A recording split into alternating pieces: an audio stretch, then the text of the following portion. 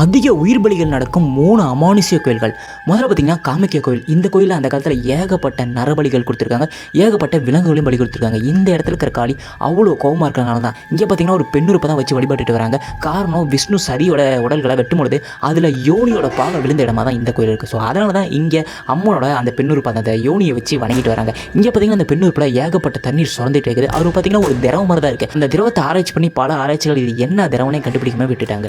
ரெண்டாவது காளிகட் கோயில். ரொம்ப ரொம்ப உக்கரமான ஒரு காளி தான் இந்த காளி. இந்த காளியோட நாக்கே மிக பெரிதாக இருக்கும். அந்த நாக்கு பார்த்தீங்கன்னா ஒரு தங்க நாக்காக இருக்கும். இந்த அம்மனுக்கு மேலே பார்த்தீங்கன்னா 3 கண்கள் இருக்கும். அதில் பார்த்தீங்கன்னா ஒரு கண் நெற்றிக்கனாக இருக்கும். அந்த நெற்றிக்கன் எப்போ திறக்குதோ இப்போ ஏகப்பட்ட தீமைகளோ இல்லை மிகப்பெரிய ஒரு அழிவோ வரும்னு பலரால் சொல்லப்படுது. இந்த காளிக்கு பார்த்தீங்கன்னா அந்த காலங்களில் ஏகப்பட்ட நரபலிகளை கொடுத்துருக்காங்க, அதாவது மனித பலிகளை கொடுத்துருக்காங்க. இந்த அம்மனோட கால் கட்டை விரல் பார்த்தீங்கன்னா இங்கே ஒரு ஆற்றுக்கு ஓரமாக கிடந்திருக்கு. அந்த கட்டை விரலை வந்து கோயில் கட்டியிருக்காங்க. அந்த கட்டை விரல் பார்த்தீங்கன்னா அப்போ மிகப்பெரிய ஒரு அளவில் வளர்ந்துக்கிட்டே போயிட்டு இருந்தது. 3வது ஜுவாலிமிகு கோயில். இந்த கோயிலில் இருக்க காளி ரொம்ப ரொம்ப உக்கரமாக இருப்பாங்க. இந்த கோயிலில் பார்த்தீங்கன்னா ஏகப்பட்ட உயிர் பலிகள் அந்த காலத்தில் கொடுத்துருக்காங்க, எண்ணில் அடங்காத உயிர் பலிகளை கொடுத்துருக்காங்க.